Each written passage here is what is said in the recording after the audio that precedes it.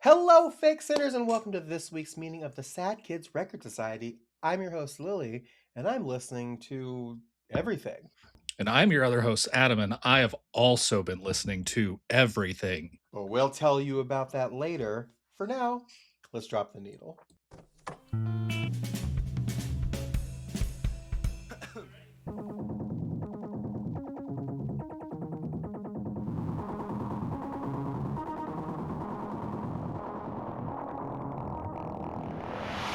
This is amazing. You are literally like my musical soulmate.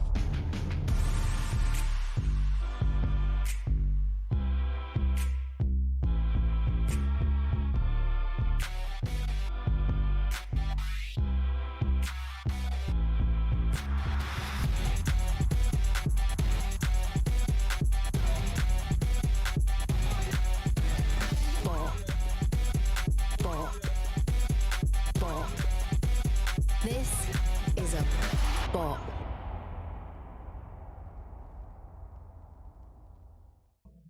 What in the world? It's not April. No. What's happening? Oh my God. Welcome to what is now officially the first episode of Sad Kids Record Society. Hello. How are you? Welcome in. Long time no see. Long time no see.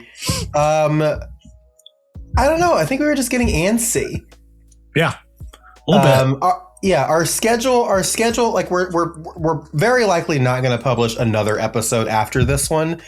No promises, but we just want to do like a little like in-betweener between the Christmas episode and this. So this is officially episode 1 of Sad Kids Record Society. We're just going to talk generally about things we've been listening to and stuff that's been going on.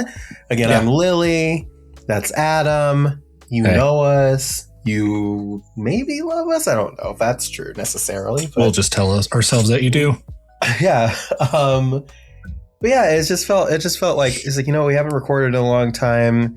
And it just felt like nice to do. And then the last thing was me like updating the podcast feed and all that other stuff. So it was just, you know what? I think we wanted to just do a thing. So our primary focus is going to be talking about 2025, the year that was. Yeah. But I think we deserve to yap a little bit. I think we deserve a little yap session. Agreed. I mean, we have one other podcast each, but I mean, this is always something special. Yeah. Shit, the last episode of the other podcast that I record was fucking 4.5 hours long. Oh God damn. That was crazy. Woof. Big woof. Big woof. It was really good as an episode, let me be clear, but oh shit, long podcast. So we're going to try and stop to not do that going forward. And this one will likely never be that long. No, we'll have fucked up if we do that.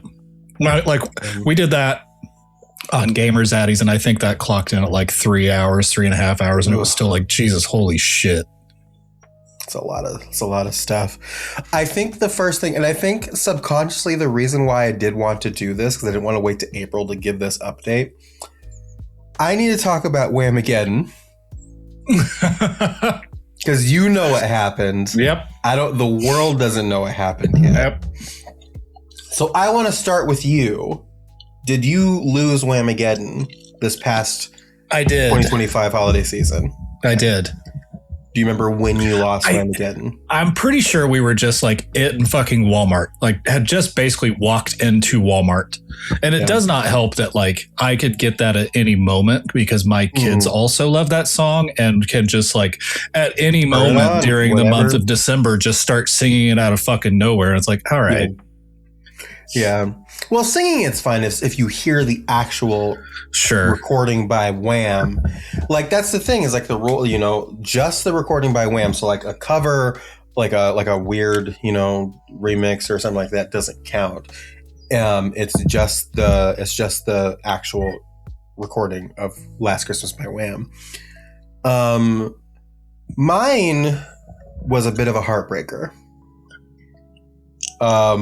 So I managed to go through the entire month of December. And of course, the rules are with Whamageddon is you have to go from December 1st And if you make it to Christmas Day, wake up your beautiful, bright little eyes, all ready for Christmas morning on Christmas Day, then you're safe. You've won. Congratulations. You did it. And I went all through December, reckless abandon, which is how I've been doing it. Like, I go into stores, I go to places, I'm just in it. You know what I mean? I go to Christmas. Like, we went to like 3 different like Christmas things, like Christmas lights, paths, and things like that, playing music. Not even a peep. December 24th. 2025 Christmas Eve. The entire day, nothing. And then we go to Chelsea's grandmother's house for their annual large family Christmas. So that's where all the aunts and uncles and cousins and everybody get together. And they do like a little like, you know, Secret Santa gift exchange thing, and it's a tradition and all this other stuff. Very pleasant. And I'll tell you what, and I want to preface this by saying I was not having problems with being there or like with the people, because I'm going to say the word disassociate in a second, and that usually is tied to bad things. Sometimes I just do that because I am who I am. Yeah. But I was literally like, you know, having a grand old time. We've been there for about an hour, and I was just in the like kitchen area, and I was by myself, and just like, hey, I just had like a drink, you know, just a simple beverage, a beveragino, as you will, and I was just kind of like standing there and like disassociating, just looking off into the distance, just chilling, just vibing, living my life, and then I snap back to reality. Oh, there goes gravity. As the Alexa, sorry to activate your things if you have one. If you're a psycho and listening without headphones on, right, Annie. There's like a song playing, and like as it's playing, like my brain is slowly registering what it is, and it is Last Christmas by Wham. And I like the way that it happened. If you're watching the video, because this will be an episode, the way that it happened was I was just standing there with my drink, and then I remember just being like, and like my jaw dropping, and then I was just like this, and then I walk forlorn into the living room, and Chelsea's sitting on the couch, and I just stare at her. She goes, just mouths, "Are you okay?" And I go, "I lost." She's extremely confused. And then I had to explain to her what was going on. So. I had to scroll back through the fucking months of Instagram messages. Instagram, you need a search function on your messages. Yeah. I was incorrect. It was not a Walmart. It was even worse than the atmosphere that is Walmart. It was a fucking Bubba's 33. Oh, it was a Bubba's 33. I forgot about it. I forgot about the Bubba's 33. Hold on. I had forgotten about the Bubba's 33. Sorry, we have a soundboard on here for my other podcasts, and sometimes I just gotta use the buttons. Use them when they apply. Yeah, so that's how my Whamageddon went. And like, you weren't even in the state. Like, you weren't even in your home state. No, I was in fucking Washington. You traveled to get fucked on that one. Yeah, I sure did.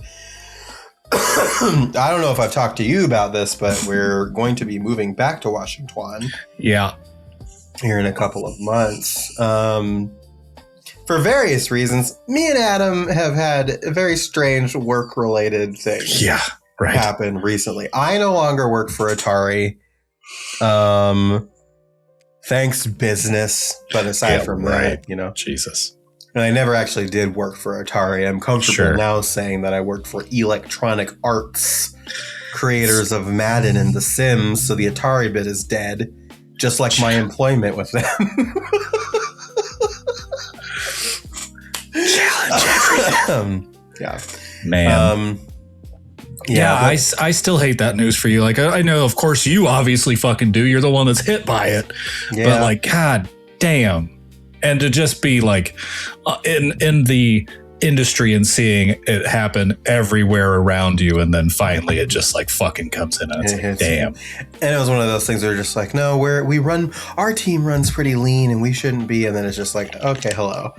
But that's neither here nor there. I'm looking at the positive sides of it, and it did open up an opportunity to be like, should we just go back to Washington and like be near your family? Because we talked about this. My family's not supportive of like me and my whole deal anymore. Right. So it's like, the core of it. So it's just like, might as well. Just take Danny with you. Danny, not Annie. Danny, not Annie. It's Danny.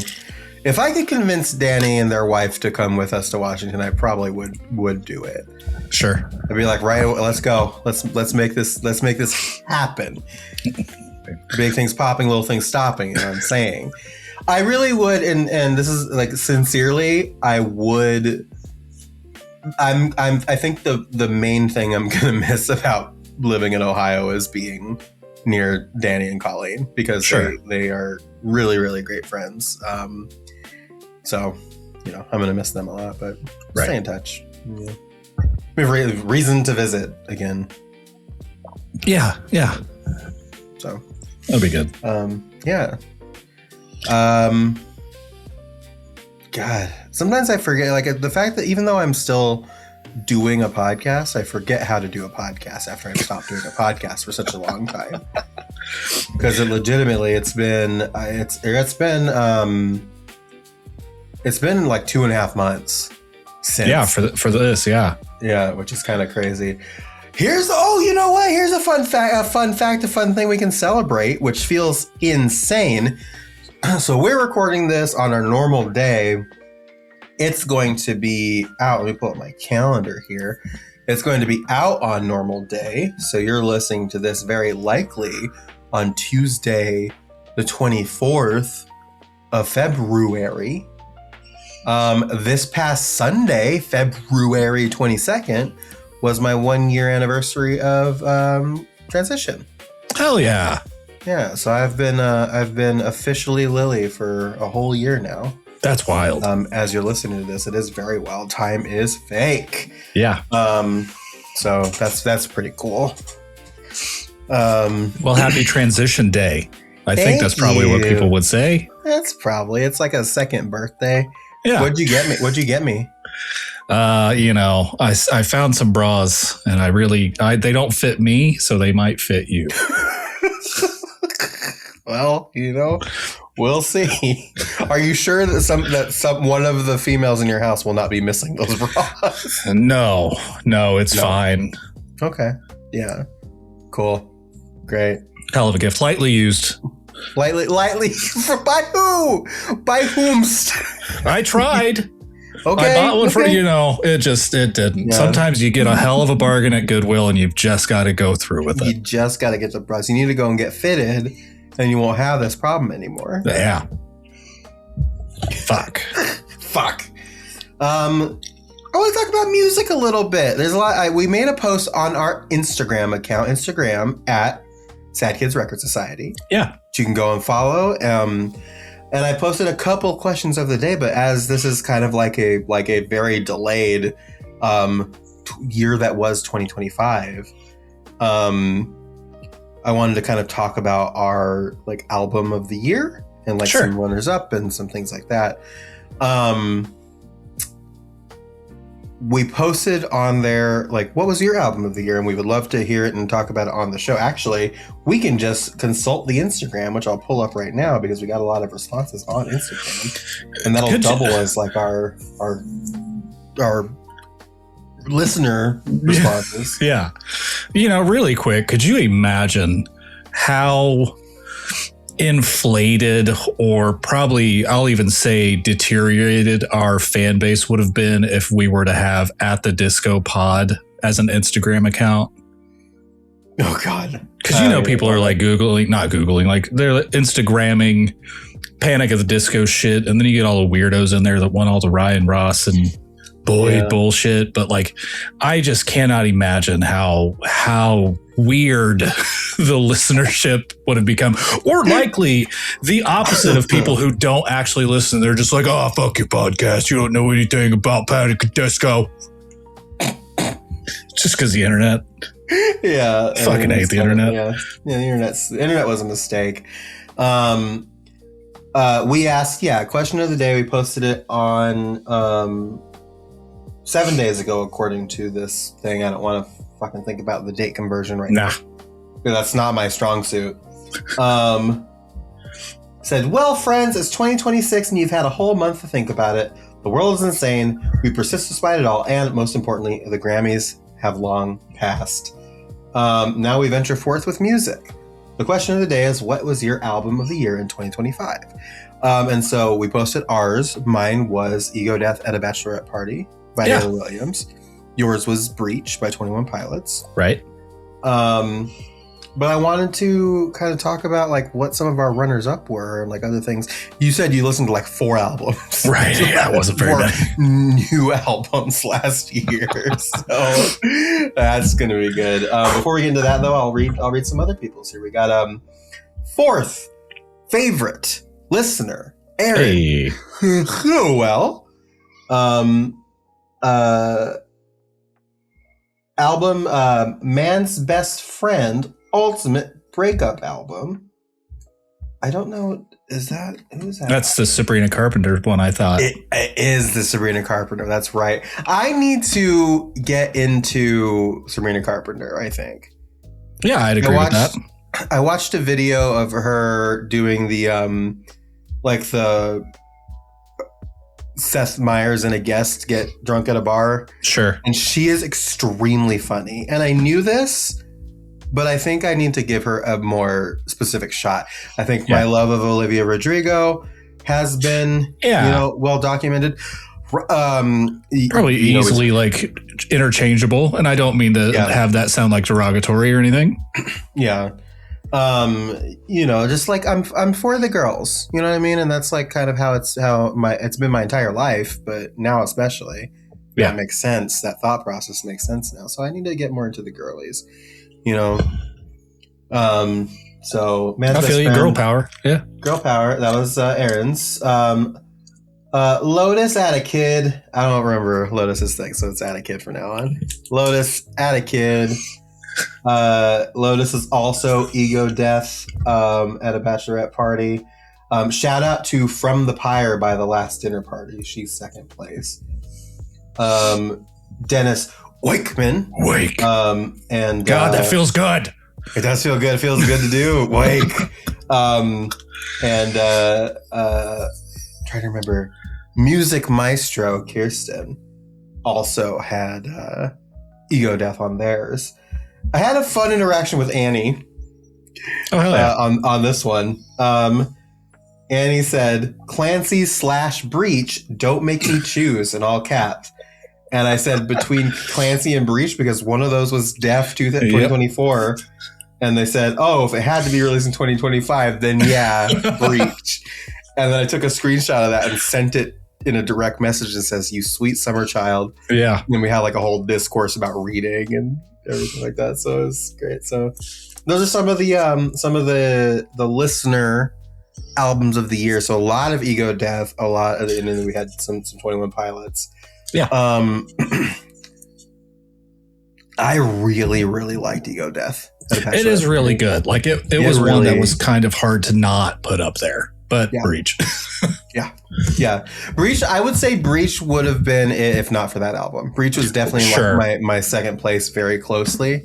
I loved Breach. I love, and as I've listened to Breach, on repeat as the months have gone by, like I love Breach even more. And I'm starting to like kind of like really solidify like my love for very specific songs and like how I'd rank them and stuff. We won't talk about our rankings for Breach because that is going to be a deep cut here episode at some point as we proceed. Yep. But yeah, Breach was definitely my 2nd place. I've done this psycho thing that I know my wife like really fucking does not like, and I don't do it intentionally, but like there's times where I'm just up too late. It's like, okay, don't want to look at phone full brightness. Let's put some earbuds in. And then like I'll just turn on Breach or something like that. And then it's like, oh, I've fallen asleep and now it's also yelling in my wife's ear now. Fantastic. So kind of at that point, she'll like take them and put them on the nightstand or some shit. And I'll wake up in the morning and it's like, oh, okay. I put headphones in last night. Got it. Sorry. Yeah.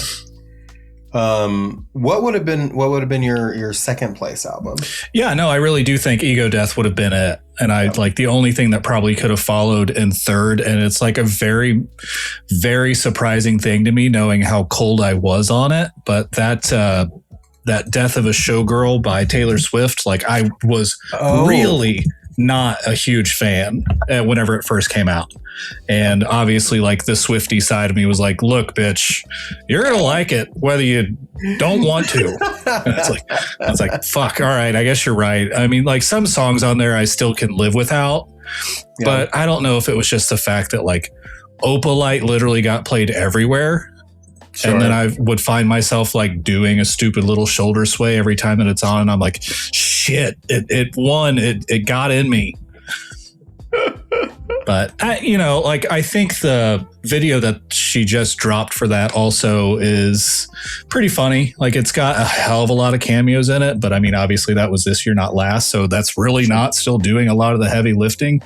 But I think it was just like, if you listen to it over and over again, you'll surely fall into it. Mm-hmm. I'm actually I'm surprised by how much of the stuff that I listened to last year that I thought was 2025 was actually 2024. Sure. So that was kind of fun. Because I was thinking about Next Gen, the Bring Me the Horizon album, that was 2024. Oh. For some reason I thought GNX was 2025. It was not 2025. I did too. It was definitely 2024. I think that my number 3 would probably be Let God Sort 'Em Out by Clips. Oh, hell yeah. Because that dropped and that was really fucking good. Sure. Clips being back in a big way. That was sick. Because Clips hasn't dropped an album since 2009, I think. I think Till the Casket Drops was 2009. No. So, well, and like I kind of had the same thing that you did on GNX with Tyler the Creator. Like I fucked up and thought he dropped like Chromacopia and Don't Tap the Glass in one year, and I was like, oh shit. Yeah, no, Don't Tap the Glass is also probably on there, probably 4. I like Don't Tap the Glass a lot. It was fun. And I like that we'll get to be able to talk about that a little bit more once we get into the Grammy stuff, since, there was a Tyler the Creator performance that was cool as hell. Yeah. I actually did not watch. I didn't watch the Grammys. I watched like some clips of like the speeches and stuff. Sure. Lots of fuck ice in there, which was really great. Lots of anti-ice sentiment in the Grammys this year, which made me feel pretty good. I think as we get into it, I'll probably find the spot where we started watching because, well, hell, I guess this Wikipedia list, thanks Wikipedia, is completely out of order. But I know we didn't start until like maybe halfway through, and it still felt like we had fucking forever to go. And there were like 3 or 4 performances, maybe even more. I will say, like looking on here, there's like a list of performances that were on there. Yeah. There's a tribute to D'Angelo, I'm pretty sure, that had like a lot of fucking artists on it. Ton. Yeah. And then there was the one for Ozzy, of course. Yeah. That one was pretty good. Clips and Pharrell performed. Okay. That's pretty cool. Yeah.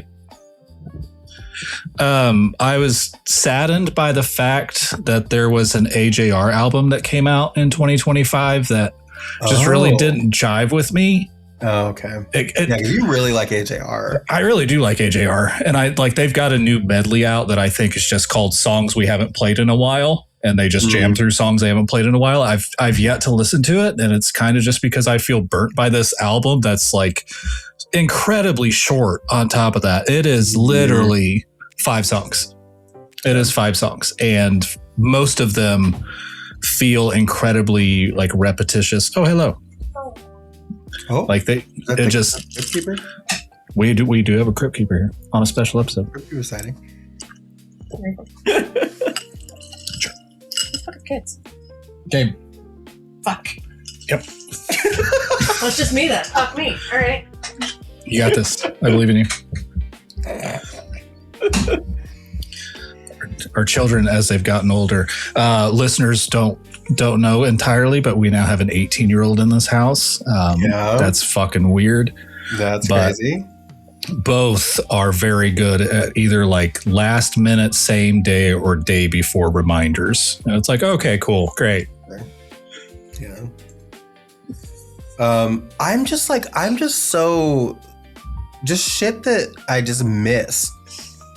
Before I continue, did you have some more stuff to say? You were in the middle of something for the Crypt Keeper while ago. Yeah, no, just I want more AJR. I don't want this direction of AJR. And like I don't want to be a dick, right? Because I know that they are in mourning, like their dad passed away. Yeah, they've been sitting on a couple of, like they had one really good album, and then this one kind of goes back and retreads some of that. And it's not, and no part of me am I saying get over it, but it's like, if you're going to continue with this emotion, feel free, but please do so in a more passionate direction than just kind of retreading. And I get like part of mourning can be feeling stuck, but guys, hold on to that album. Like just kind of wait until you've got more than 5 goddamn songs. Yeah, just like I think, and with all that stuff, I don't think anybody would have blamed them for like taking longer.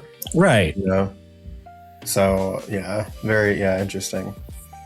There's just like, but like it's like I just like some of the shit that because I'm going through a list right now, and some of the shit that I'm missing, or that I just like completely went over my head. Like I would probably say that Dead Channel Sky by Clipping is probably like on my list as well, like my number 5, because I did listen to that and I forgot it at 125. Mayhem Gaga completely flew past me. In 2025. I don't know how I missed a new Gaga album. But that completely... I'm sorry. Oop. I booped her with the hat. Whoops. But that completely flew past me. Apparently A Day to Remember released an album last year, and I had no clue about that. No. Rebecca Black put out an album last year, which like I need to check it out because like she's like a lesbian now and she's living her best life, and I really want to know what she's up to. Oh, sure. Japanese Breakfast put out an album, which I didn't know about. Mumford and Sons put out an album, which I didn't know about. I knew they had a song, but I didn't start like hearing it, I feel, until this year. Yeah, it's Rushmere, I think it's called. Joe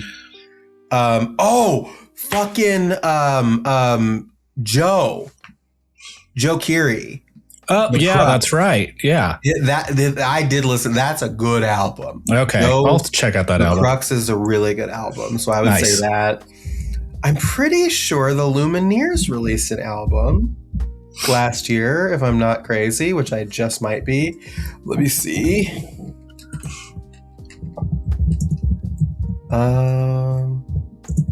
Which I'm pretty sure I did listen to.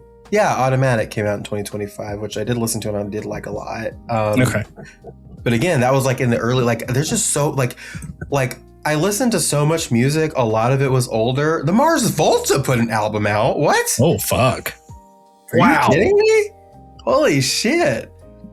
Wu-Tang and Mathematics put out an album. Good Lord. Mayday Parade put out an album. What the fuck? Oh, what the fuck? Yeah, Thunderball. No, that's Melvin's. Sweet. It's called Sweet. They put an album called Sweet. Mayday Parade did. Nice. West Side Gun and Wiz Khalifa put out albums on the same day. I guess we have to. We'll talk about this in next before we get to the Grammys. But Baboni. Oh yeah, huge album. Before we wholly transition, okay, good. Yeah, we'll talk about the Super. That's what I'm saying. Super Bowl is like going to be our next thing, and then we'll move on to the Grammys. Everybody's put out a new album. everybody's favorite piece of shit, sometimes blonde, sometimes has a beard, sometimes sings well, hasn't really done that in like 2 decades now.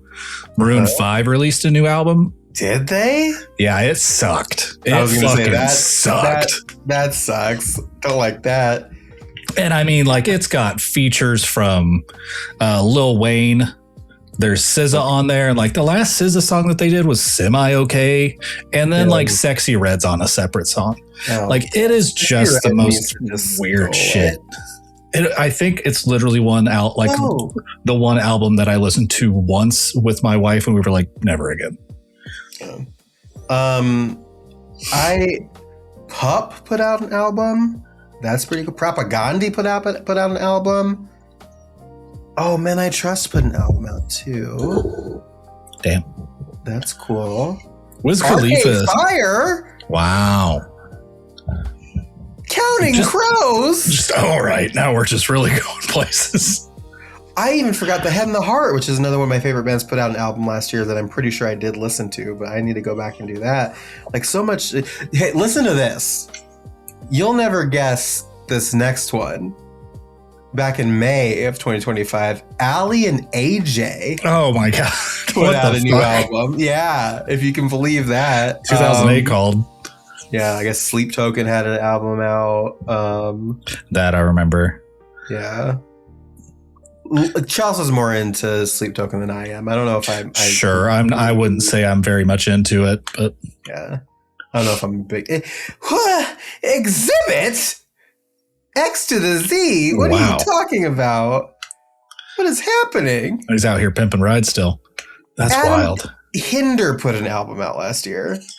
Apparently just everybody chose 2025. Yeah, everybody was like, yeah, let's do it. Garbage put out an album. What? Yeah, I'm just going through like a list and just like they calling just got out everybody ones. back together. Oh, here's a good one. John Bellion put out an album. John Bellion finally free of his like label contract. Yeah. And he was like living his best life, which Hell yeah. I'm a huge fan of. I love John Bellion. I know that All American Rejects had just like one single, and from the day of this record, we're like less than a month away from when that concert is, and they'll actually have a new album out this year, so that's exciting. Oh wow. Like, okay, man, Wiz Khalifa is going to be in the Wichita Marina areas. Put out a new album this last year, which I didn't know about. Hell yeah. But if I wanted to see Wiz Khalifa in our area, Machine Gun Kelly. I don't think I can suffer through Machine Gun Kelly. No, don't do that. Don't do that. No, feels bad. Oddly enough, also, as you're going through the list here, Riverfest, which is like a big thing that happens in Wichita every year, Gym Class Heroes is one of the headliners. Oh, okay. Yeah. How do you feel about that? I mean, it might be worth a button, and it's like fucking $10 a button before they're actually like out and about, but like shit, I might. Yeah, I mean, maybe. Could be the move.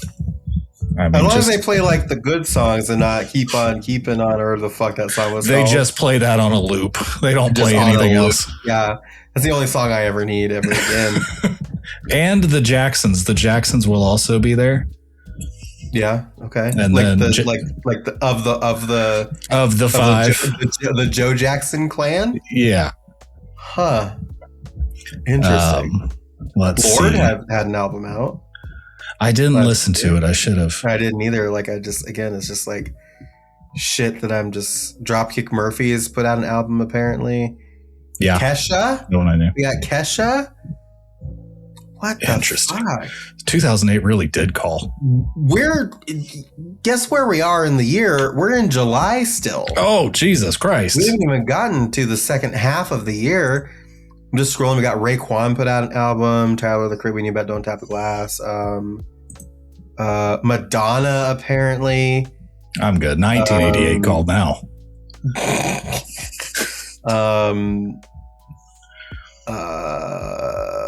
Let's see. Did you know Hank? Gucci put an album out last year? That rules. I'm telling you, all of them, everybody. Do you know that Hank Azaria has a Bruce Springsteen cover band? Does he? And I'm finding this out because they are the closer for this Riverfest event. Oh, okay. So wait, Hank Azaria's cover band for Bruce Springsteen is the closer for Riverfest? Yeah. Yep. That's weird. Good Charlotte put an album out last year, apparently. God. Black Keys put out their 13th album. Jesus. Last year. So that's crazy. Hailstorm. The Jonas Brothers. This is crazy. I'm just no. Oh, okay, so live recordings. It's like Radiohead. No, live recordings. Live recordings. It's okay. It's okay. I marked safe from Radiohead.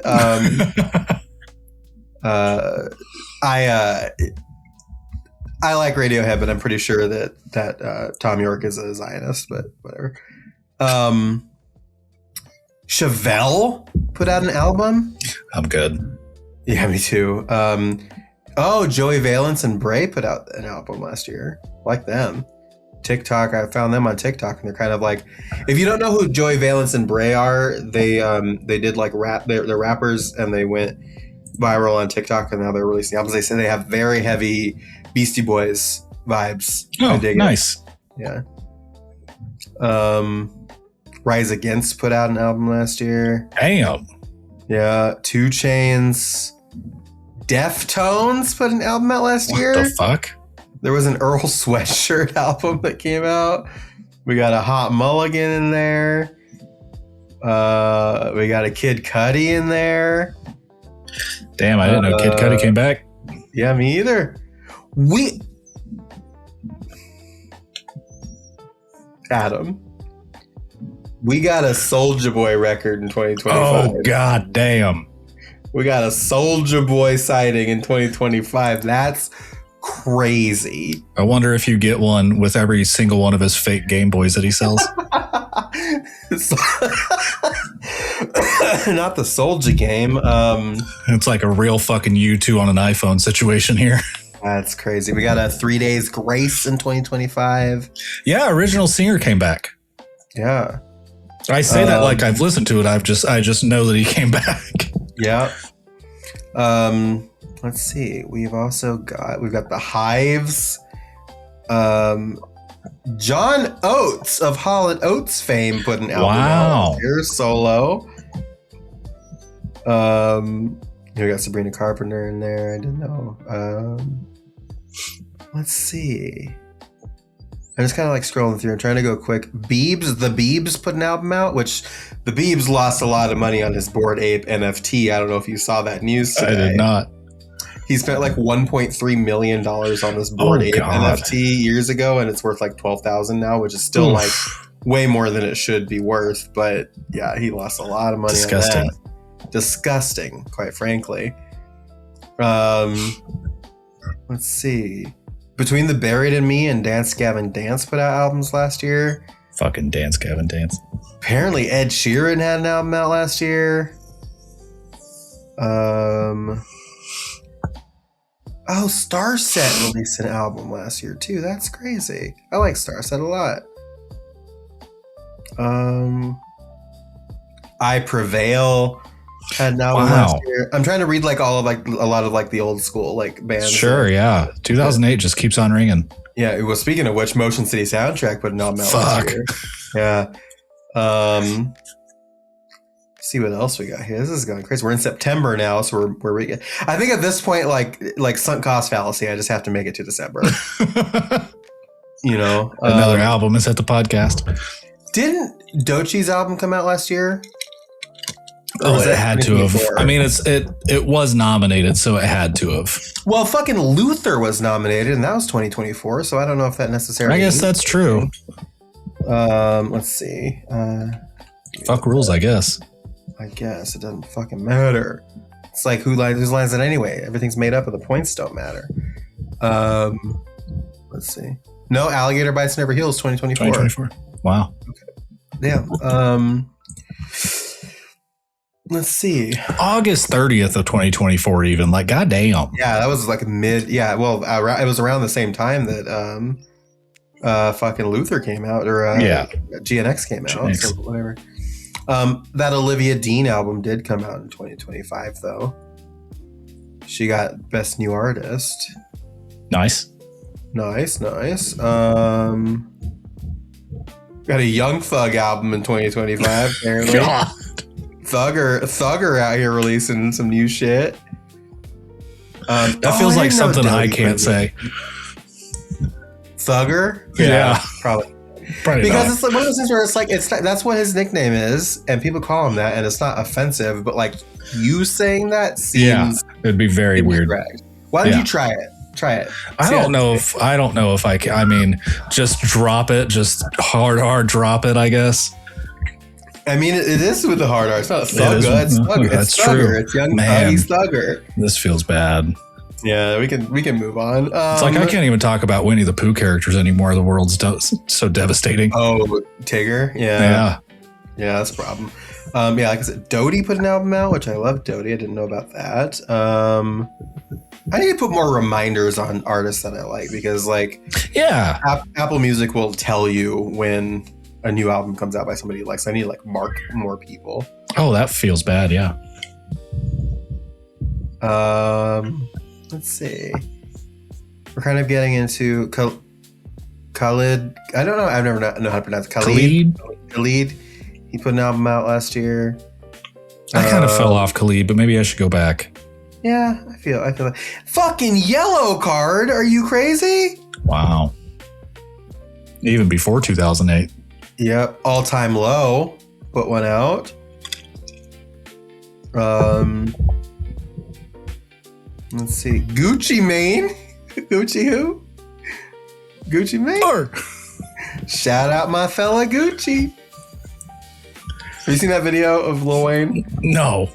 Oh my god, it's so funny. Where he's like in an interview and somebody's like reading off like the best rapper. He's like reading off like Drake's this number, blah blah blah, and then he says Gucci's number 3, and he goes, Gucci who? Gucci Mane?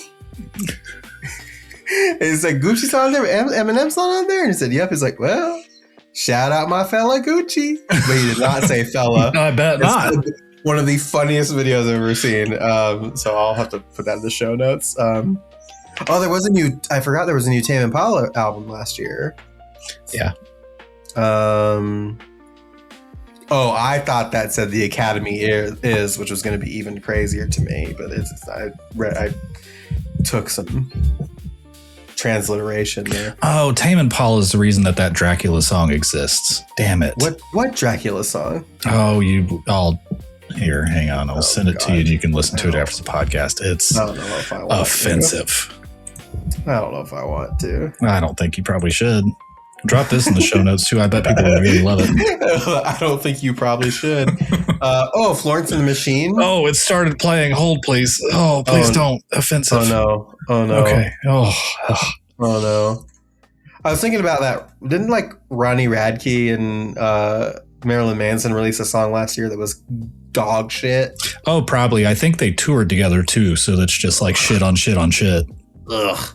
Yeah, it feels bad. Yeah, Florence and the Machine put out an album last year. Damn. Yeah, I gotta look into that. Oh my god, Danny Brown, Stardust. How can I forget about fucking Stardust?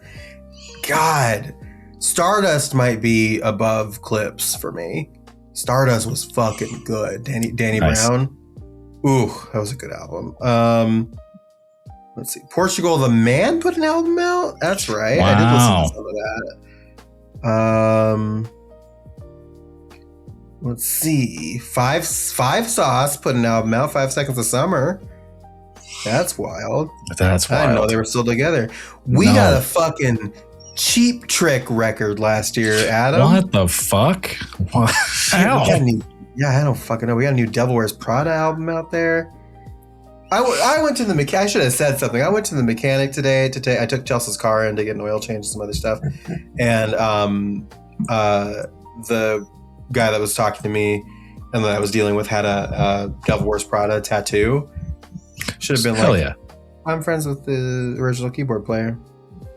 should have dropped that lore on him. Yeah, you should have. Maybe I would have gotten it for free. No. But it's worth just cut the tattoo off and been like, here, you deserve this. We got Of Mice and Men. Wow. That's pretty cool.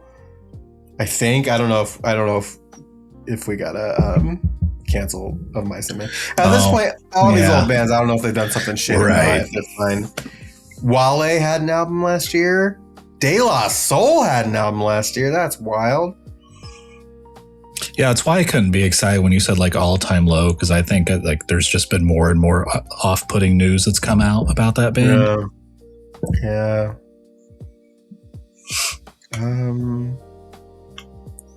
21 Savage.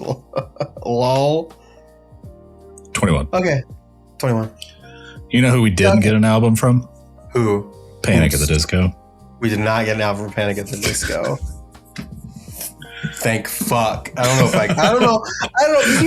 Well, we actually did. What? Because they dropped a live. Oh, they dropped a high def. We did that. We don't need to talk about that. It's fine. You fucking scared the shit out of me just then. That would have been insane. Do you remember when we first started Adam and Lilli at the Disco? Back when we first started that podcast, and like a month into it, the band broke up. Yeah. Imagine if we started Sad Kids Record Society and a month into it, Panic at the Disco drops a new fucking album. Or Floyd drops a new fucking album. I don't know if my heart would be able to take that. I don't think so. I think I would just like walk into the sea and never be seen again. You'll find me behind the sea, please. Please, behind the sea. Thank you very much. God, that would be fucking wild. I've seen that there's been random Ryan Ross sightings. I can't remember what the event was. Yeah, Kirsten shared some clips with us earlier in the week, but I truly don't remember. We'll drop it if we. I'll find it. It was like Zeeberg or something. I don't know. That sounds like a thing that exists. That sounds like a thing. So we'll Ryan might be around. Yeah. I saw that clip and I saw a comment that said in all caps, "Oh my God, it's Ryan Ross. Oh my God, it's Ryan Ross. Oh my God, it's Ryan Ross. Oh my God, it's Ryan Ross." And it's just that over and over again. So the Ryro, was that Lotus? No, I hope not. The Ryro stands are still doing the things that they do. And by the way, just because it's a special occasion, happy Ryro Tuesday. Oh man. Fuck off. There was one of the clips that I saw, and again, I don't remember who she is or who he was playing with, but he like was trying to get the strap of his guitar to like attach properly, and so to make it easier, he kind of like knelt down to give us some slack, and then the crowd started screaming, and then he stood back up, and then she was just like, "Were you doing that because he knelt down?" Like, bro, chill the fuck out. Let's talk about the superb owl. That was pretty cool. Yeah. That was cool. First of all, fuck the New England Patriots. God, that was so bad. If you're a Patriots fan, then I'm not sorry. They suck. Their owner's a Zionist and a Trumper. Fuck the Patriots. Yeah. Forever.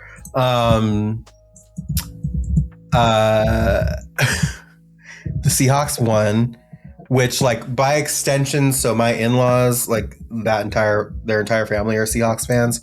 Seattle, of course. Sure. So at least, I can take solace in that. I am unfortunately an Arizona Cardinals fan for the sports heads out there. Sports time. Hello, sports fans. Fans. The Arizona Cardinals are consistently one of the worst teams in the NFL year on year. And they're in the same division as the Seahawks.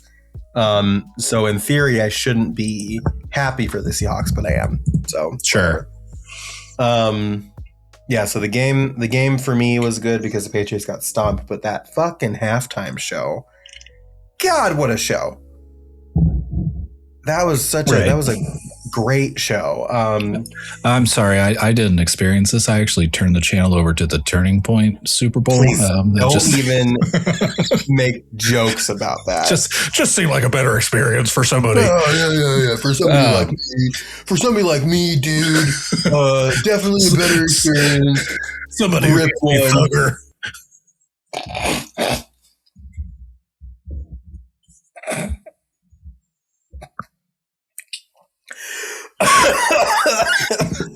I did not mean to almost kill you. I just wasn't expecting it. It just came out of nowhere. It was a nice 20 minutes of solace between the one Patriot fan that I have in the house that was yelling within like 2 minutes of the game. Sure. So there is that. Yeah. I mean, even before that, real quick, like you had 7 minutes of Green Day. Yeah, Green Day playing American clips versions of their songs. I feel like this is a good, I haven't talked about this a ton because it hasn't been relevant in my other podcasting life, but I think that sometimes I'll say liberals. I think there's a difference between liberals and leftists in a lot of cases. I think a lot of liberals shoot themselves in the foot with stuff because they would rather, they lose inches by expecting miles. Mm-hmm. And so after that Green Day performance at the fucking Super Bowl, the biggest like event, like I would say of an American television year. Oh yeah. Right. Like, right. I'd say the Super Bowl is like one of those things where it's like, even if you don't like football, it's like a thing. Right. Right. So it's like people who never ever watch football watch the Super Bowl because it's like, oh, the commercials, or I want to see who's doing the show, or blah blah blah. You go to parties and all this other stuff. Heavily televised. So Green Day playing American Idiot and fucking Boulevard of Broken Dreams, or was it Boulevard? Yeah.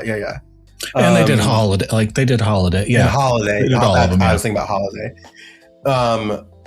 At the fucking Super Bowl is crazy because these are songs that were already protest songs that were relevant then and are still relevant now. Right.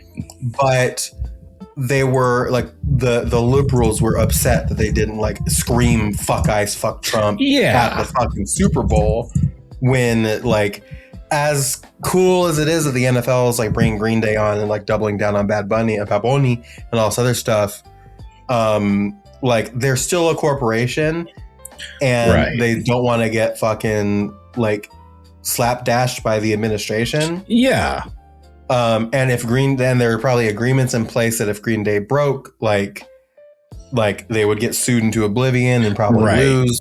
So it's like you're expecting way too much, and the fact that they were even there in the first place doing these songs on stage at the most televised event in the American calendar year is insane already. So it's kind of putting way too much on one of your favorite bands. They did Good Riddance, Holiday, Boulevard of Broken Dreams, and American Idiot. And I think like the best thing that you can take from that for those who wanted them to send a message is have them close with American Idiot. And like we all knew that they were going to, but like you said, like he's not going to pop out and just say fuck the association. Yeah. Well, and like even too, like the line, the subliminal mind fuck America line was in that part of it. And like they said, I don't know. I thought it was cool. They were even there. Yeah. Doing that stuff. And then Brandy Carlisle sang the America the Beautiful, I'm pretty sure it was. Yeah. Charlie Puth sang national anthem, which he did a great job, honestly. But it was good. So have like Brandy Carlisle, who's a very vocal anti-Trump lesbian, was like a huge deal as well. Yeah. And I guess, I mean, I can only imagine that Charlie Puth is an act of resistance in and of itself. Sure. So in and of himself. So, you know. Yeah. I mean, like it was like the most politically charged thing that was so quiet, and there is nothing wrong with that.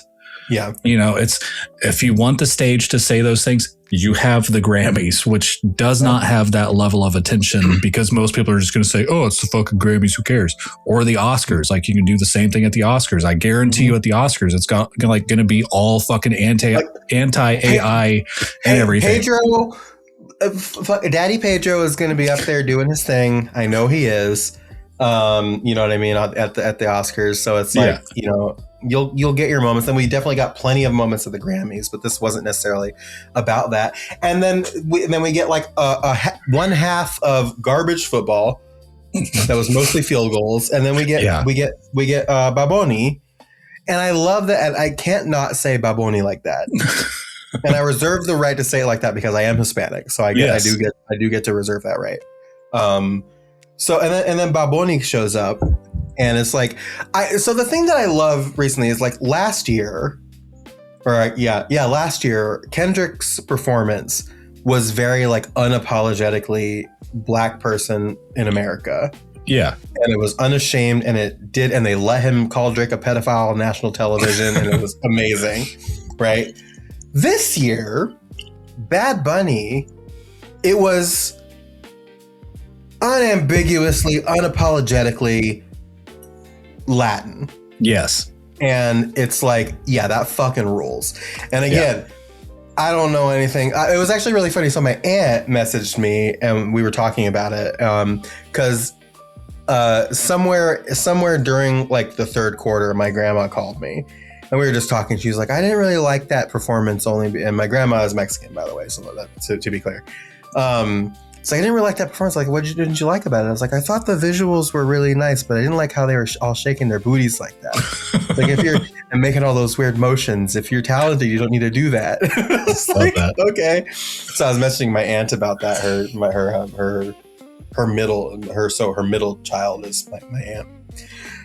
And we were just talking back and forth. She's like, yeah, that makes sense. She would say that. She's like, I didn't like it because I couldn't understand a word that he said, and not in like that conservative, weird MAGA way. I speak and understand Spanish fluently, and the way that he says words is incomprehensible sometimes. I love that. But it was like a really, really great show. Ricky Martin was there. Yeah. That was pretty cool. The Gaga was there, and that little like dance they did was really cool. I liked that moment because it turned a song that I fucking hate into something enjoyable. I was like, this is much appreciated here. Was not expecting that. Yeah, that was really good. A lot of the symbolism was really cool, and like I don't remember all of the details. There was a thread on BS, that's Blue Sky Adam, where somebody was going and breaking down. What is this, a crossover episode? Yeah, that was just for us. That was just for the two of us right here. Where somebody was like breaking down like all of the symbolisms and talking about like, oh, this is like, this is sugarcane and like crop and like the types of places and like who these people were and like the power poles to represent the storms and the stuff and the hurricanes in Puerto Rico and all the other stuff. And it was just like very, very, very powerful, I think. And it was like really good. And there was a point towards the end where he goes and says like, something like, I'm praying for America, and then starts listing the South American countries and Canada, and he includes the United States in there and all stuff, and just like the understanding that like this monolith that is the United States is not that's not America.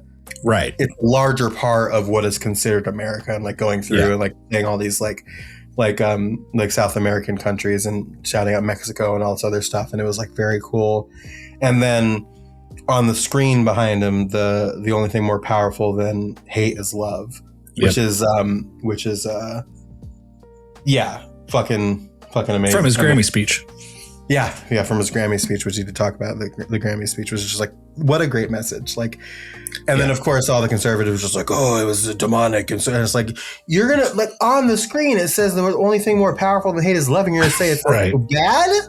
What is wrong with you fucking morons? Like, you fucking morons. Like, I don't know, man. It's bad. It's bad. But I mean, I had a great time watching that fucking performance. Yeah, it was incredibly fun. And I think by the end of it, like I had a little tear in my eye where I was like, how do you have people fight against this kind of show?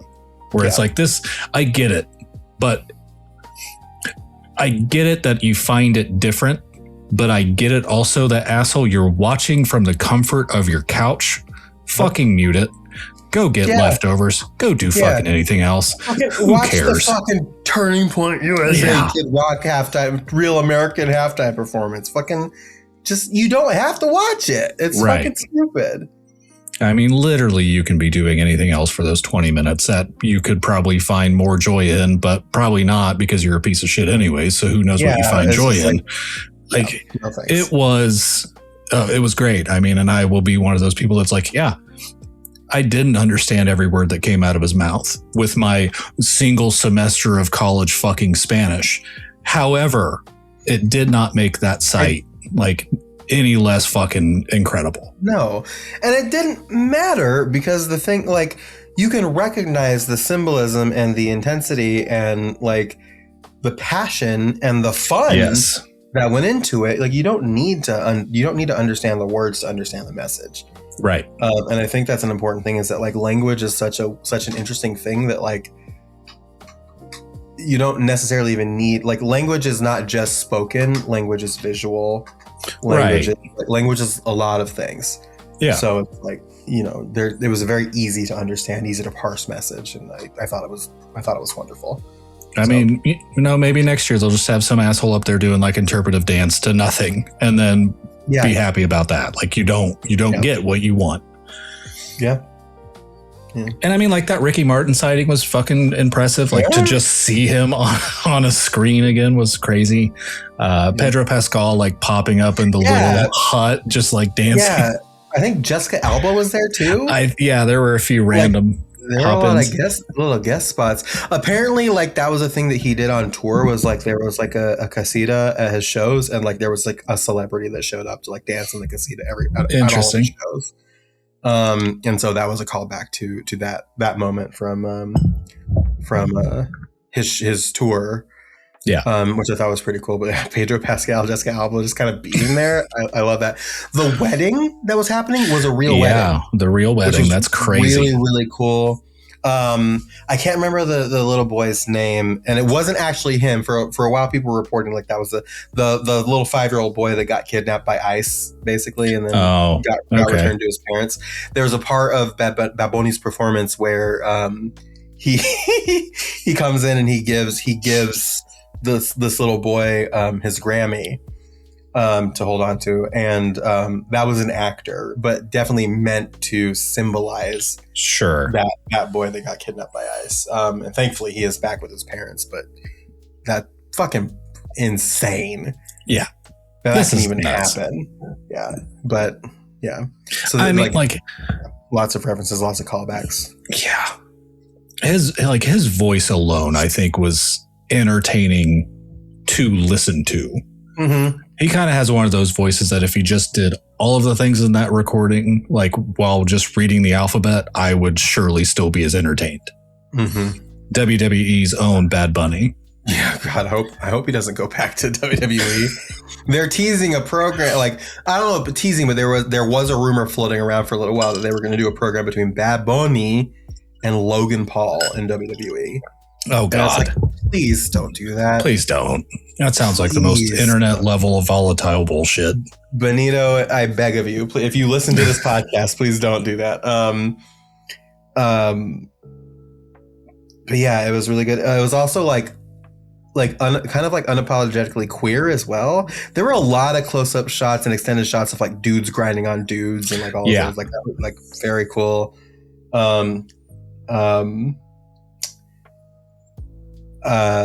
Also, unless you have any more special notes, I want to give one last shout out before we move on to the Grammys.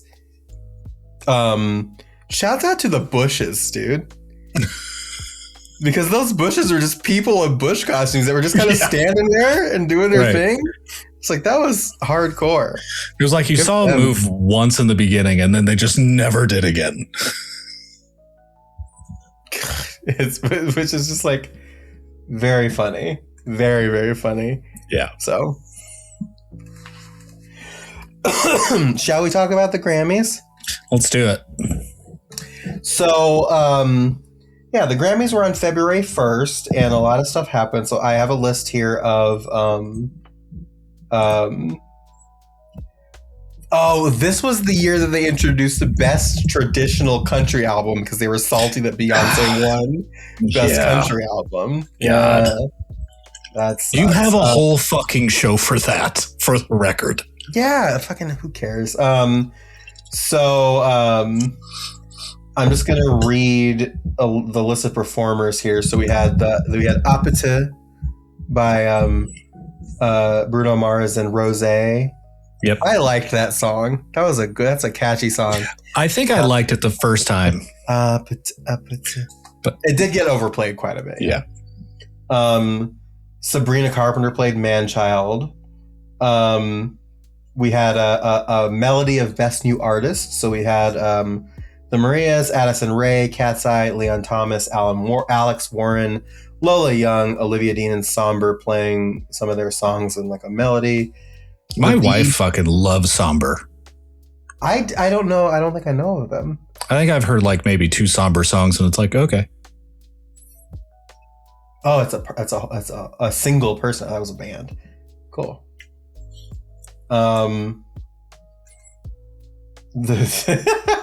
This image on the 12 to 12. I'll put this in the show notes as well. This image on the 12 to 12. Oh, Wikipedia article is interesting.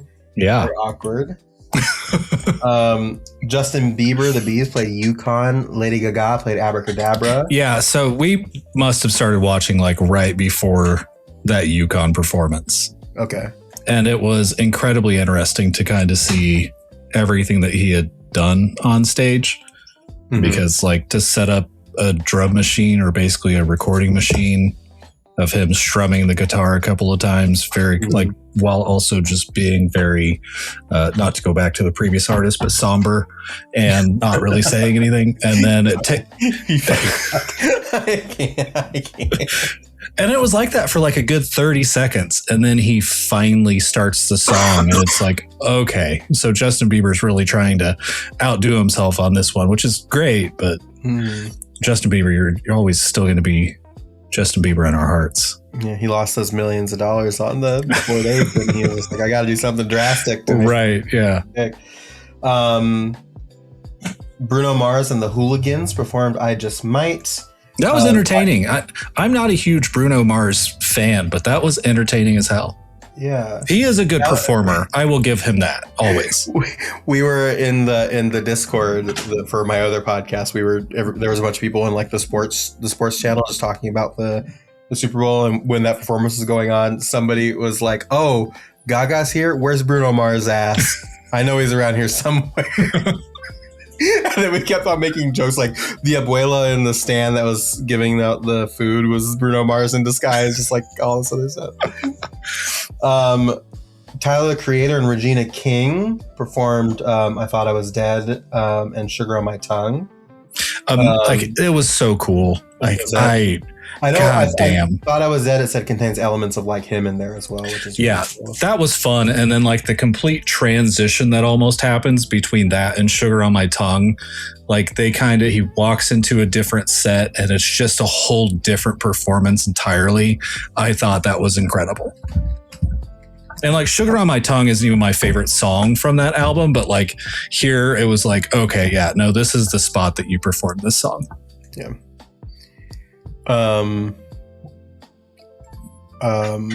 So definitely good. Reba McEntire, Brandy Clark, and Lucas Nelson performed Trailblazer for the In Memoriam section. The Ozzy Osbourne tribute, they played War Pigs. It was Post Malone, Duff McKagan from Guns N' Roses, Slash, for also from Guns N' Roses. Will Ferrell. Will Ferrell, yes, drummer for Red Hot Chili Peppers, and Andrew Watt performed War Pigs as a tribute to Ozzy Osbourne. Then we got. I don't know how I feel about Post Malone singing this song. He did okay, but like, they've got to remember that you've got also T-Pain out there with some pretty good covers of Ozzy Osbourne. If you haven't, I'll include this in the fucking show notes. If you haven't heard T-Pain's cover of fucking War Pigs, you're missing out because it's fucking good. T-Pain's just out here doing side quests, performing like amazing covers of other. I don't know. T-Pain has like a whole album of covers, which is fucking great. But like Post Malone, it's like, he's a very obvious choice, but obviously there's somebody who's done this and done this better. Is Post Malone an obvious choice? I guess that's true too. I don't know that I call him an obvious choice for most things. Obvious choice to go on a fucking tour with Jelly Roll now following this Grammy thing. Christ. Obvious choice to have a Raising Cane's sponsorship partnership. We had a tribute to D'Angelo and Roberta Flack. There was a lot of songs they played, and there's a lot of people. So we had Lauryn Hill, Lucky Day, Raphael Sadiq, Anthony Hamilton, Leon Thomas, Bilal, Alexia J, John Batiste, Leon Bridges, Lala Hathaway, October London, John Legend, Shaka Khan, and Wyclef Jean all came out to do that tribute, which is really cool. And then clips, Pharrell Williams and Voices of Fire played So Far Ahead, which is from that God Sort Him Out. Also, you'll love this. Noah Kahan's The Great Divide music video, sponsored by MasterCard, premiered during a commercial break after Justin Bieber's performance of Yukon. I actually loved this. Yeah? Because once it fucking started, I think I walked out of the room to go change into like comfy pants or some shit. I was like, I swear to God to you, this is going to be a MasterCard commercial. And it fucking turned out to be a MasterCard commercial. It's like, holy shit. That rules. So we'll start with, we don't have to talk about all of this. I think I really just want to talk about, like, I'm going to roll through here and kind of see if anything looks interesting, but I kind of want to just talk about like those top ones. Fucking Sinners won Best Score Soundtrack Album. Yeah, that's great. And then Sword of the Sea wound up winning the video game and other interactive media one, which is fine with me given the fucking nonsense that was the fucking rest of that category. Golden from K-Pop Demon Hunters, of course, won Best Song Written for Visual Media. Have you seen that yet, by the way? Oh, K-Pop Demon Hunters? Yeah. No. Okay. I thought for some reason I thought that me and Elliot had to convince you to do it. No, Elliot had to convince me that I like the music. Gotcha. Okay. I always loved the animation. Just the music wasn't there for me. It was one of those that I needed to just beat in my head. Yep. Good shit. Let's see. Yeah, these are all like the weird best traditional, best blah blah blah. Okay. So we got Best Rap Album again. GNX by Kendrick Lamar won Best Rap Album, which is fine, but that came out in 2024. Yeah. Like, I'm not no saying, sense of time. It doesn't make any sense to me. I need to look up like what the categories mean, because also Chromacopia was nominated. Would that not have been interesting? Would that not have been a 2025? Like, would we not have handled that last February? Right. That feels weird. But yeah, Luther won Best Melodic Rap Performance. TV Off won Best Rap Song. I did not realize how much like Jack Antonoff was on this album. He was all blew me away. GNX, let's see. Because he's not on that new Taylor Swift album. Mm-mm. Probably because he was too busy side questing with, Kendrick Lamar. This is actually really funny. The Gesaffelstein remix of Abracadabra won Best Remixed Recording, non-classical. Abracadabra also won Best Dance Pop Recording. Mayhem by Gaga won Best Pop Vocal Album. Yep. Defying Gravity from Wicked. There we go. Sure.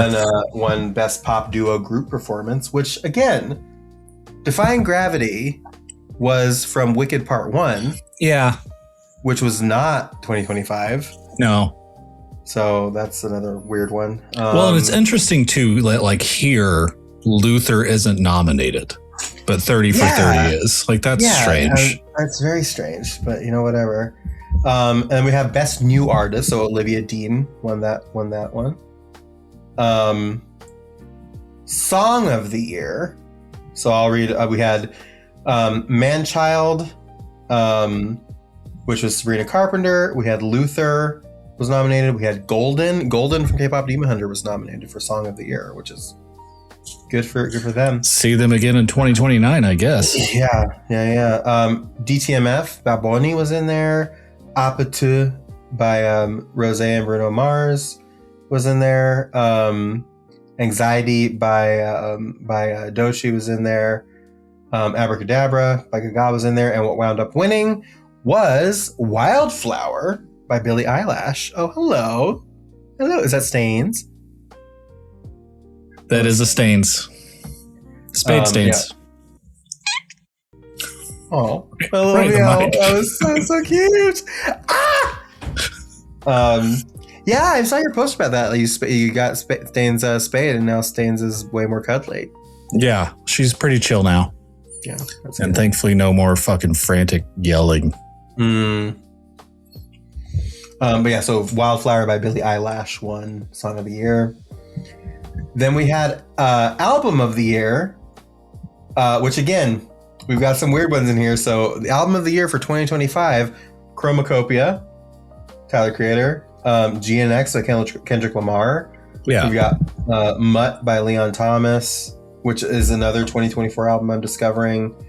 We have Mayhem, Lady Gaga, Let God Sort 'Em Out by Clips, Man's Best Friend by Sabrina Carpenter, Swag by Justin Bieber. All of those were 2025 albums. And then DTMF by Baboni, won Album of the Year. Then we've got Record of the Year. Did you see his speech for Album of the Year? Bad Bunny's? Yes, I did. Yeah. And like the lead up to it and the completely emotional like moment that he has at the table.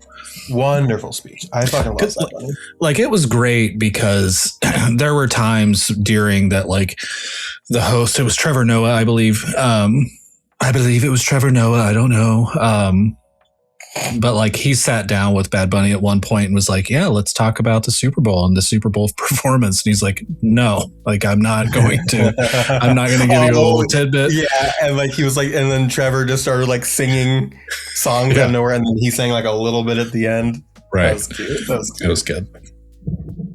Well, speaking of Trevor, there's like a thing where like Trevor Noah made a joke about fucking prop bets on the Grammys and like said the word potato and said if you said potato and you went and like the conservatives were just like we need to deport Trevor Noah because he was trying to do gambling fraud. Jesus. Like, brother, shut the fuck up. No shit.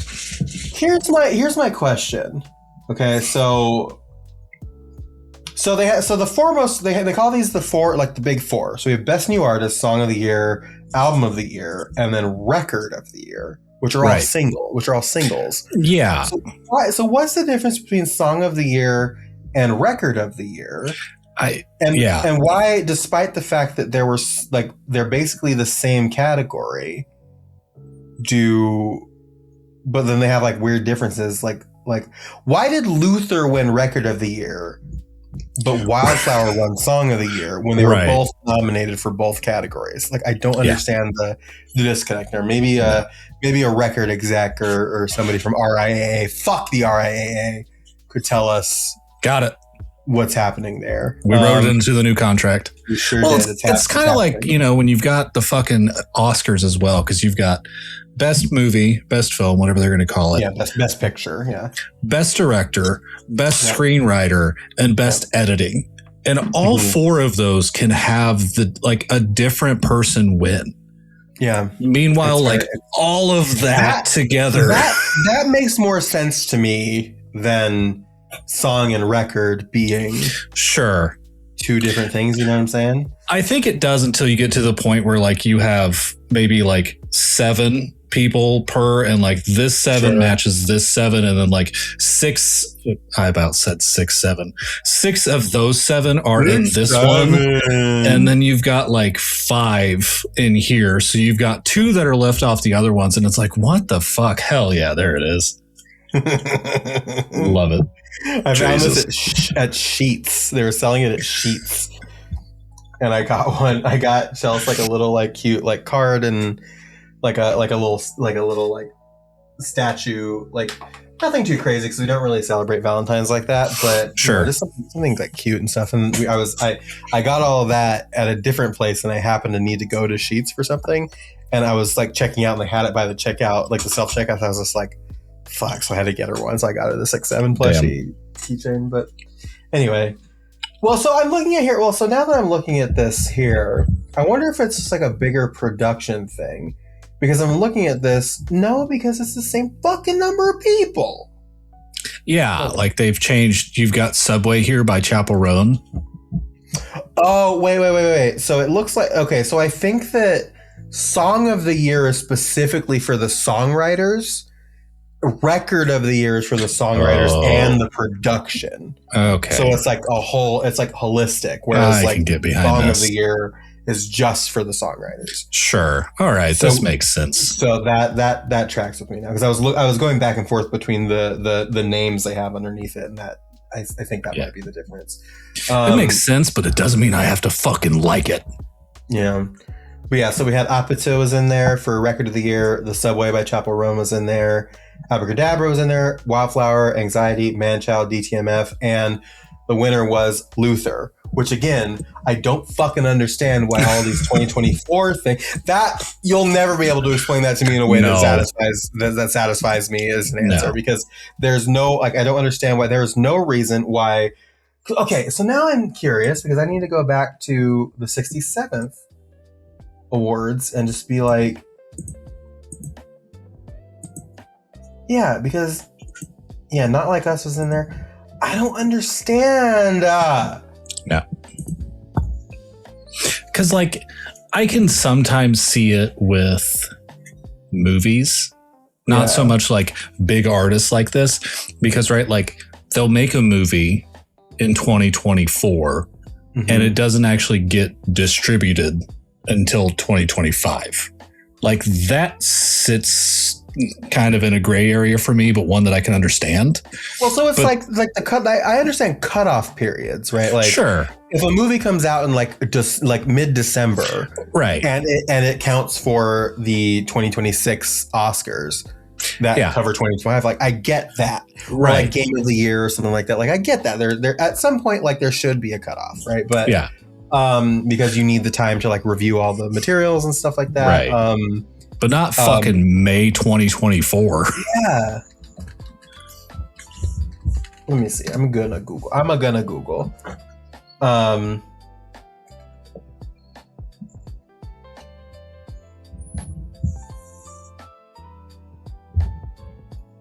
Wait. Hold on. Okay. 2025 Grammy eligible. Okay. We're on Billboard.com. My friend Paul Green is going to tell me about why this is a thing. This is from 2024. So, Olivia Rodrigo has good reason to be obsessed with Grammy eligibility rules, specifically the one that states tracks from an album released during last year's eligibility period are eligible in the current eligibility period, provided the same tracks were not entered the previous year and the album did not win a Grammy. That means that Rodrigo's Obsessed, a single from the deluxe Guts Spilled edition of her 2023 album Guts, is eligible for the 67th annual Grammy Awards. So that was last year's awards. What the fuck? At the beginning of 2025. The single was released on March 22nd, 2024, well within the eligibility period for the 2025 Grammys, which was September 16th, 2023. Okay, so the eligibility period for the Grammys is like September of the year even prior to August of the year current. Well, that doesn't make any fucking sense either. Because when did DTMF? That was January, I guess. When did Wildflower come out? When the fuck? March. Okay, that's fucking crazy. So what it seems like is eligibility for the Grammys. So we're talking about the Grammys that just happened in 2026. Eligibility for the Grammys that just went by would have started in September of 2024. And then bad. Ended in August of 2025. It feels bad. So anything from September through December of 2025, right? Yeah, are going to be on the 2027 Grammys. Ugh. I hate that. I hate that.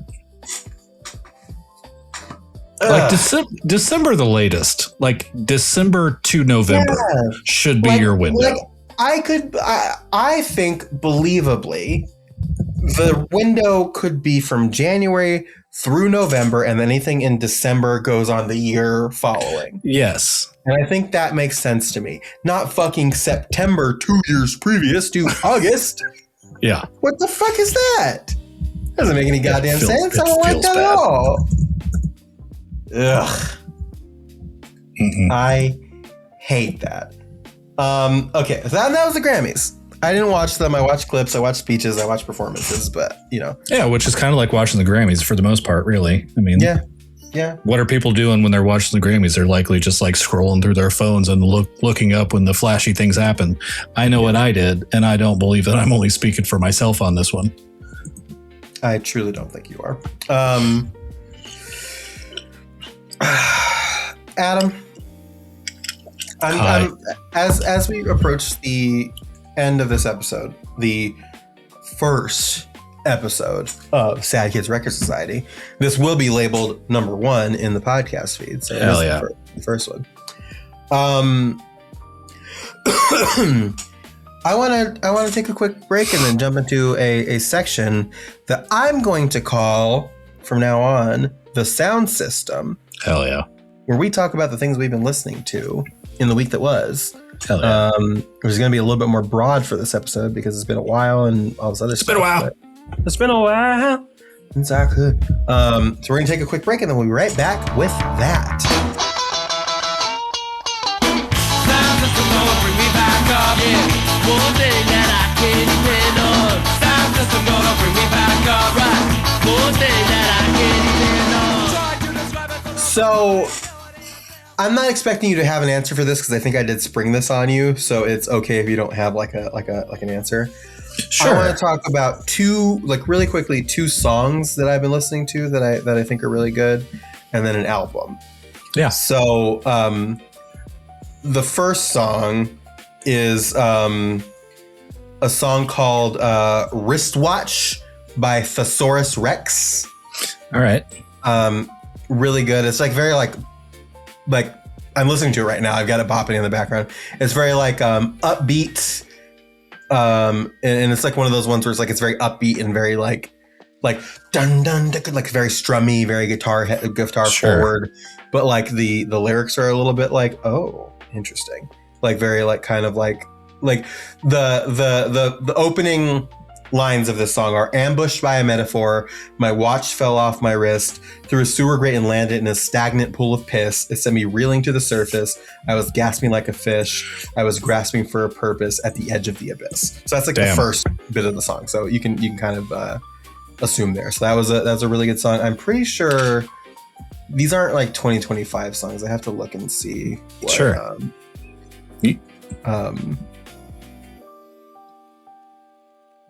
Show album and library. That's what you do. So that was from 2023, and then the other song. I mean, do you know what that's giving? What is it giving? Thanks. I mean, it's giving. Keep your disco, give me T-Rex. Quite literally.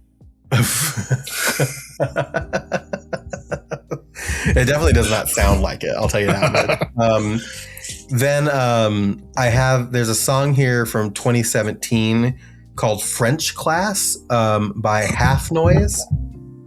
And that's like very like funky, like very like bass heavy, very like dancey. It's very good. So, and it's like kind of like a desperate like love song, things like that. So definitely listen to that. Sure. As well. The album I want to talk about though is Boycott Heaven by The Format. All right. Woo! You want to talk about The Format really quick like I do. I know you do. Did you listen to it? Did you send it to me? The Format? The album? Why do I need to send it to you? Oh, no. I need recommendations. I don't just go willy-nilly. Bro, it's The Format. It's Nate. That's fine. It's Nate Roos. You're out here being like, I wish there were more Nate Roos stuff, and then The Format puts out their first. Let me see here. I'm looking it up. I believe that I like we had sent it to each other, and then it just like escaped my brain. The Format puts out their first album in 20 years, let me tell you, because Dog Problems came out in 2006. 20 years. And you don't listen 2006 called. You're a hateful. I'm not You're a perfect person. Hateful ass motherfucker. And you know that, and you should be ashamed of your words. This is true. Yeah. Typically always. Anyway, really, really fucking good. Nate has been standing on business about like Palestine and ICE and all this other stuff, which is really cool to see. But it's really fucking good. I think that if I had to like pick, I honestly think that Holy Roller is like a really great song. That was like their first single. Right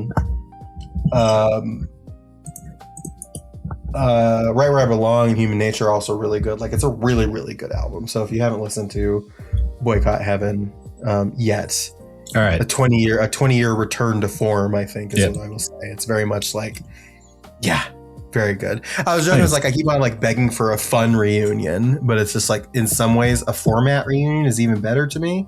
Sure. So I was really happy to see that, and the fact that it is good is very happy for me. So. Well, when we're done recording, I will have to add it to my queue. That way I can start my day with that tomorrow. Yes, please do. I'll be okay with that. Yeah. Do you have anything that you've been listening to? New, old, whatever? Yeah, no, I'll pull out two things out of my ass. You know, you'd mentioned general work things that popped off, let's say within the last 19 days. So for anybody that's seen a season of The Bear, they know that there is one song that will either feature in the season premiere or the season finale. Mm-hmm. And my favorite time that it actually popped up was in a movie called Crank with Jason Statham. It's New Noise by The Refused. Okay. And I think it was like actually one of those songs that were like, yeah, you do like yelly, screamy rock. Like you do like that kind of thing. Because it kind of like leads in with this very long guitar riff that kind of you feel like goes on a little too fucking long. And then somewhere there's just like a little pause and a motherfucker that yells, "Can I scream?" And like the most beautiful of screams. And it's like, yeah, that's kind of how I feel. You sure can. So like, you sure can scream. It was kind of like when I got back to my office from everything that was first announced, I just sat down, put my headphones in and turned that song on because it was like, I can't. Like, I can't. It would be physically unhealthy and probably professionally not great for me to have this emotion so on the sleeve. But like, I just went back and sat down and popped in and hit that. And like, I've heard this song tons of times since like 2006, and it's registered each time that it's been on The Bear, where it's like, yeah, no, that feels good. That feels good for the characters. That feels good for the show. It's like, I definitely feel that. And I think this is one of those few times in my life where I was like, I just need to sit down and actually listen to this song and let it take over, because it's going to do the things that my brain wants my body to do, but my brain can happily do it. So yeah, like that was a good experience. And I mean, like if nobody's ever heard that song, I say go listen to it with headphones on or the loudest speaker that you can, because holy shit, it feels good. It does go on a bit too long, but I think even at less than 4 minutes, you are satisfied. And any amount of rage that you wanted to expel probably gets expelled through you listening to this song. Very in the spirit of Crank. Yeah. Oh yeah. And I can't remember where it is in Crank. It might just be the credits, but like the credits are a perfect spot for that as Chev Chelios falls to the ground from the helicopter. Like, that's fine. Spoilers. I'm glad I remembered the name of Jason Statham's character from like a movie from 2004. Yeah. What year did Crank come out? Too long ago for me to remember that. Speaking of 20 years, 2006 it came out. Oh shit! All right, very good. So spoilers for a 20-year-old Jason Statham action film. That Chester Bennington also has a cameo in. Was he have a cameo in the first one or the second one? First one, yeah. It's epinephrine. You just need epinephrine. And the album that I've been listening to off and on. Like we're a little delayed on this news, and since we've recorded this month and not in April, I can actually say it. Everybody's mom has passed away with Catherine O'Hara. Oh yeah. So I have been listening off and on to the Nightmare Before Christmas soundtrack, which was literally the first time that I would have probably been exposed to outside of Home Alone. But she doesn't sing in Home Alone, but she does at least sing in Nightmare Before Christmas. Sally. Yeah. So hearing Sally speak. Yeah. Like it was one of those where it's like, oh shit, like that's like we're getting to the age where people that we've loved for decades are going. And it's like, and the other thing too is like she wasn't really that old. If I had to, no, yeah, she was 71, which is not that old in the grand scheme of things. Well, it's not like Robert Duvall, who just passed away and was well into his 90s. Yeah. Like the weird part for that is like, okay, the only major surviving member now of The Godfather is Al Pacino. It's like, holy shit. Yeah, which is crazy. I don't know that I expected him to be the one. Yeah, right. I'm unhappy about it, but like, that's kind of crazy. So I guess I didn't realize that she had cancer. She had rectal cancer. Man. And she died of it was from a pulmonary embolism with that as the underlying cause of it, which is just crazy. What a legend, though. Yeah, truly. Yeah. Like I think the fun thing about Catherine O'Hara now is realizing how much time there was in fame before us. And it's like, that's stupid to say, right? Like there's been actors that have acted for decades before us, but it's like, hey, I've known her for these reasons. And it's like, there's a very different Catherine O'Hara that existed before even I did. She's not like a person who continued to just play the same thing over and over again. Like she found ways to either be serious or funny in a serious manner, or like not just be the joke. So that was great. Yeah. Well, I also want to bring up here too, and because it's music related, not because I necessarily I have a very complicated relationship with Brad Arnold and the band 3 Doors Down. Speaking of so the Brad Arnold, who was the lead singer of 3 Doors Down, passed away also from cancer. Yeah. And cancer is such a devastating thing. I wouldn't wish that on anybody. Well, I wouldn't wish it on most people. There's a couple very powerful people that I might wish it on, but he passed away from cancer. And so the complicated thing is, so 3 Doors Down was one of like the first bands I listened to that wasn't like kids shit, because they were my mom's favorite band when I was a kid. Sure. And so I heard them all the time, and I have like, you know, all those like Superman and Here Without You and all those like old school songs. My favorite wrestler of all time, Eddie Guerrero, passed away years and years ago at this point, but there was a tribute video that still makes me cry to this day for him that they used Here Without You for. And so that's also kind of like inextricably linked to that moment as well. So I have a really complicated relationship with it. By all accounts, Brad Arnold was not a great dude politically. Right. Yeah.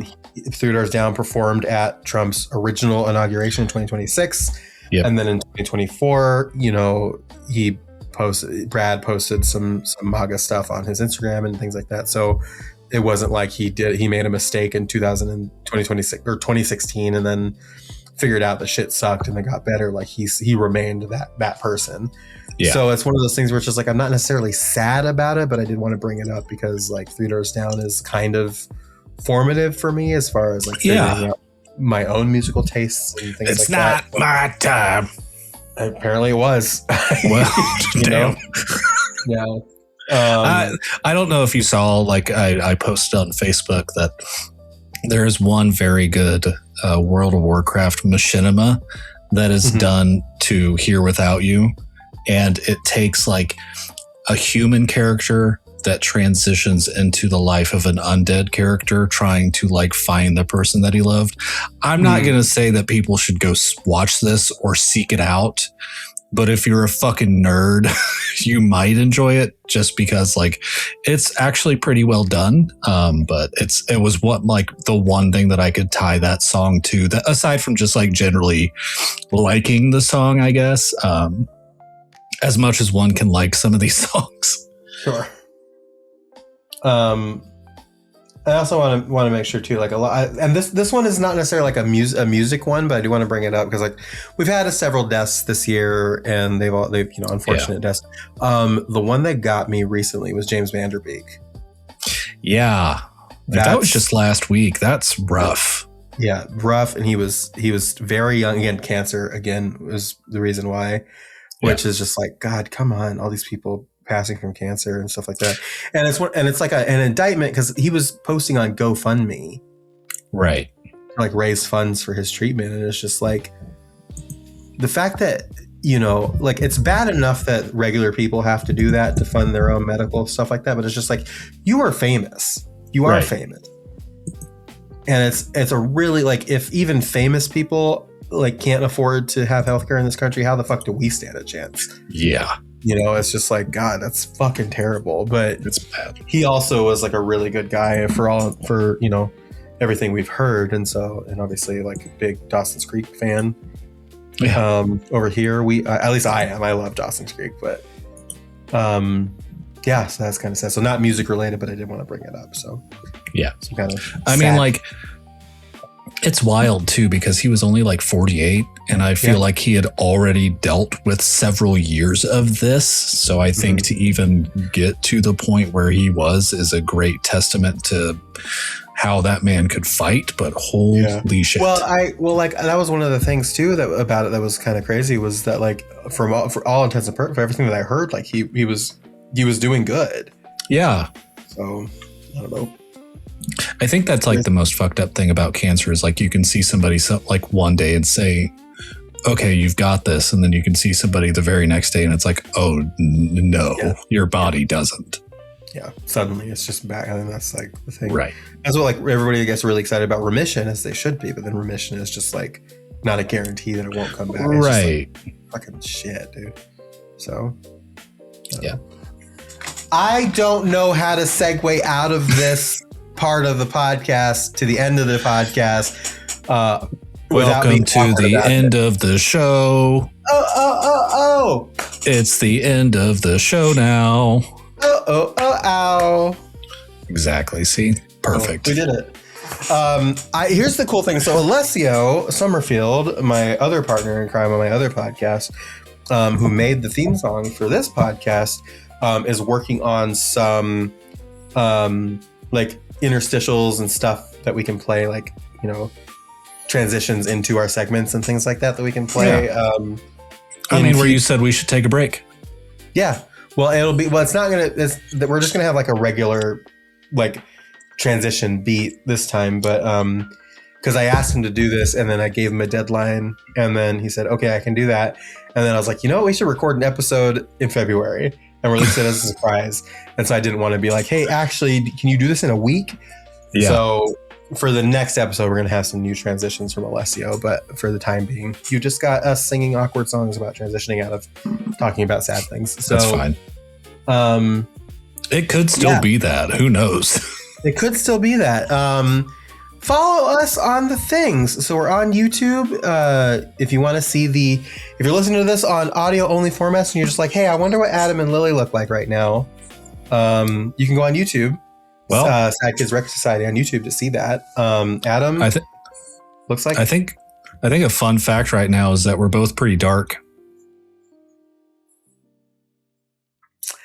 Now, what do you mean by that? I have no light in my room. No, Adam. And what was that word? A thugger? You want to say that one more time? Want to say that one more time? I don't know if I could really pull it out again. I don't think so. So you can go on YouTube, Sad Kids Records Society on YouTube to see our faces for this episode, for the next episode, for certain episodes. It won't be all of them, but it will be a good percentage of them, including this one. So check that out. I'm wearing this like getup. It's like I'm trying to be an overall girly, and I think I'm doing a good job. I'm doing like that like casual like one overall on, one off. I don't really care, kind of doing my thing. I think it's cute. Lotus said I looked cunty, which I'll take with great compliment. I mean, I agree with it, but I almost came in and attacked, and it's like, you don't talk to your mother that way. But, I get it. No, like, it's that's fine. I know. There's a difference between you look cunty and you are a cunt are two different statements. Yeah, I get it. They mean two very different things. So if it was the latter, then yes, then we come in and be like, don't do that. But I'll allow the former. I think if they just came in and said you're a cunt, I probably would have really had no leash on that one. Yeah. But that's not Lotus. So no. Sweet child. That's more me. Sweet child. Exhausting child. Yeah. But we do love them all the same. Incredibly. They actually wrote they're doing like a radio thing, like a radio profile about ego death for their radio station thing that they do, and I got a chance to look over that and proofread it, and I didn't have a lot of notes. It was very good. Nice. So congratulations, Lotus. Proud of you. Last time I proofread a paper for it, the teacher told them that it felt like AI wrote it. For Lotus or for one of your children? No, it was like my niece. I will say it was not a greatly written paper. I didn't rewrite it. I just did some editing to make things not seem AI like. But apparently, my editing was too good didn't come off like. I don't like it. So it's one of those things where I've been on the job hunt, as you know, and I'll write my cover letters and stuff. Fuck cover letters, by the way. Cover letters are that's the worst. But I'll be like writing cover letters and stuff, and then I will run it through. And again, all my own words, nothing. Yeah. I'll run it through one of those AI detectors, and it's like 80% AI, it says, which is insane. And I think it's a product of the fact, like, I've been working in the corporate world for like a decade at this point. Right. And, like, I use the corporate words naturally when I'm writing for, and you have to like optimize shit for the fucking AI scanners that are doing all this. I can't talk about this. I need to move on. I'm okay. I'm fine. I need to calm down.